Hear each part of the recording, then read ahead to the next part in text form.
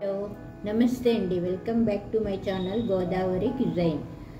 నేను ఈరోజు చేయబోతున్న వంట పేరు టమాటా రైస్. దీనికి కావాల్సిన పదార్థాలు: టమాటాలు పెద్ద సైజు 2, ఉల్లిపాయలు 2, పచ్చిమిర్చి 3, వైట్ రైస్ 1 బౌలు, నెయ్యి తగినంత. ముందుగా స్టవ్ వెలిగించుకోవాలి. హై ఫ్లేమ్లో కాకుండా సిమ్లో పెట్టుకోవాలి ఫస్ట్. తర్వాత బాండి హీట్ ఎక్కిన తర్వాత 1 స్పూను నెయ్యి వేసుకోవాలి. అలాగే 1 స్పూను వేరుశనగ నూనె వేసుకుంటాను నేనైతే.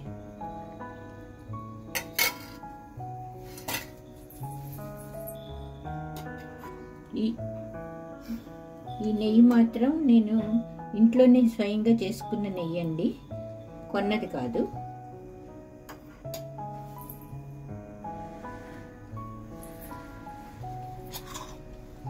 బాండి వేడెక్కిన తర్వాత ముందుగా ఉల్లిపాయ ముక్కలు వేసుకోవాలి.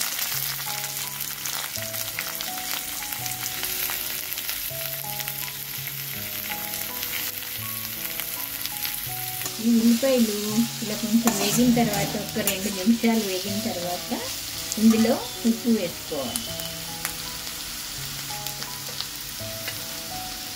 దీనికి అన్నానికి అన్నిటికి కలిపి ఒకేసారి వేసేసుకోవచ్చు. అన్నానికి, టమాటా ముక్కలకి అన్నిటికీ కలిపి ఉప్పు కొంచెం సరిపడా ఉప్పు వేసేసుకోవాలి.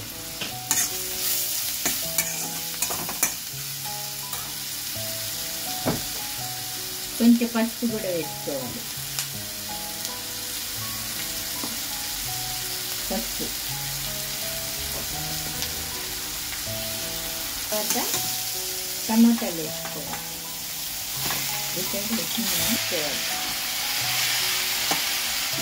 టమాటాలు ఇలా వాటర్ ఉన్నా ఇది కూడా వేసేసుకోవచ్చు. ఇది బాగా వేగాలి. పచ్చిమిరపకాయలు కూడా వేసేసుకోవాలి.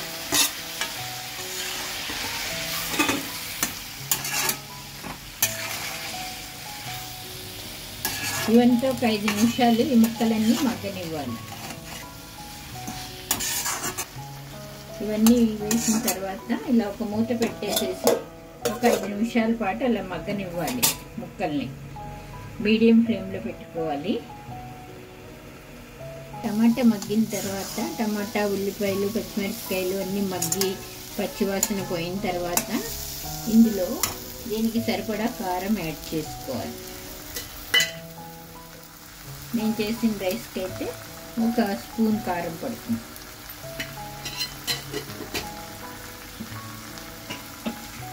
ఈ కారం వేసిన తర్వాత కూడా కారం కూడా పచ్చివాసన పోయే వరకు ఇలా వేసుకోవాలి.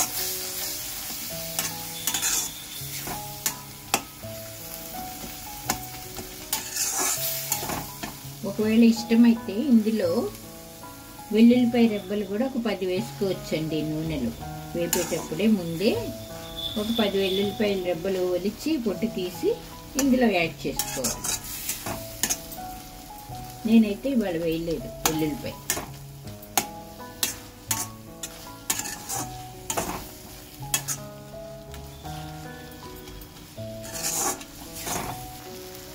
కారం వేసిన తర్వాత 1/2 స్పూన్ అంటే 1/2 స్పూను పంచదార కూడా వేసుకుంటే మంచిది, టేస్ట్ బాగా వస్తుంది. మళ్ళీ పంచదార ఎక్కువ వేస్తే తియ్యగా అయిపోతుంది. ఎక్కువ వేయకూడదు. ఒక 1/4 స్పూన్ మాత్రమే వేసుకోవాలి. ఇదంతా ఇలా వేగిన తర్వాత ముందుగానే ఉడికించుకున్న రైస్ ఉంటుంది కదా, ఆ రైస్ ఇందులో కలుపుకోవాలి.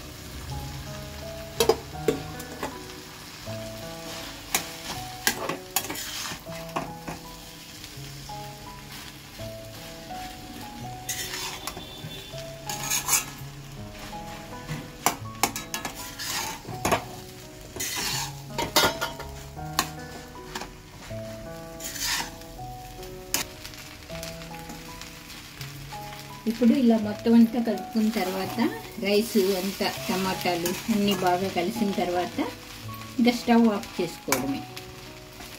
వేడి వేడి టమాటా రైస్ రెడీ. ఇది చాలా క్విక్ రెసిపీ అండి. ఇప్పుడు కాలేజీకి స్కూళ్ళకి వెళ్ళే పిల్లలకి, ఆఫీసులకి వెళ్ళే వాళ్ళకి ఈజీగా తయారు చేసుకుని 10 మినిట్స్లో అయిపోయే రెసిపీ. బాక్సుల్లో కూడా పెట్టుకోవడానికి చాలా బాగుంటుంది, తినడానికి కూడా చాలా టేస్టీగా ఉంటుంది. తర్వాత మొత్తం అయిపోయిన తర్వాత దీనిలో మళ్ళీ ఇంకొక స్పూను నెయ్యి వేసుకోవాలి. నెయ్యి వేసుకున్న తర్వాత ఇదంతా కూడా బాగా కలుపుకొని